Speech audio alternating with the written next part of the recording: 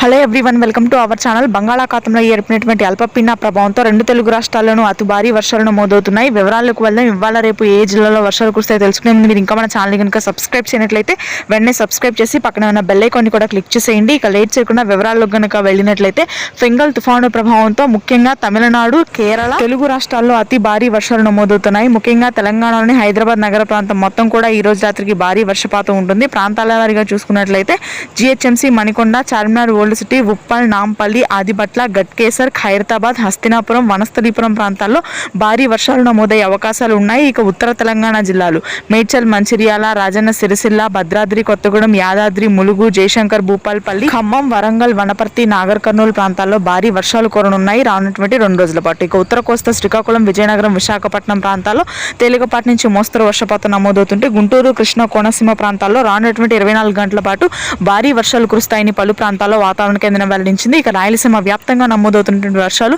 మరింతగా పెరుగుతాయి. నెల్లూరు, ప్రకాశం, చిత్తూరు, తిరుపతి ప్రాంతాల్లో భారీ వర్షాలు నమోదు కానున్నాయి. కర్నూలు, అనంతపురం వ్యాప్తంగా ఈ రోజు వర్షాలు పెరుగుతాయి. మహాబలిపురం వద్ద తీరాన్ని దాటినటువంటి ఫెంగల్ తుఫాను బలహీనపడినప్పటికీ కూడా భారీ వర్షాలు నమోదవుతాయి. ఇది ప్రస్తుతానికి ఉన్న వెదర్ అప్డేట్. Thank you.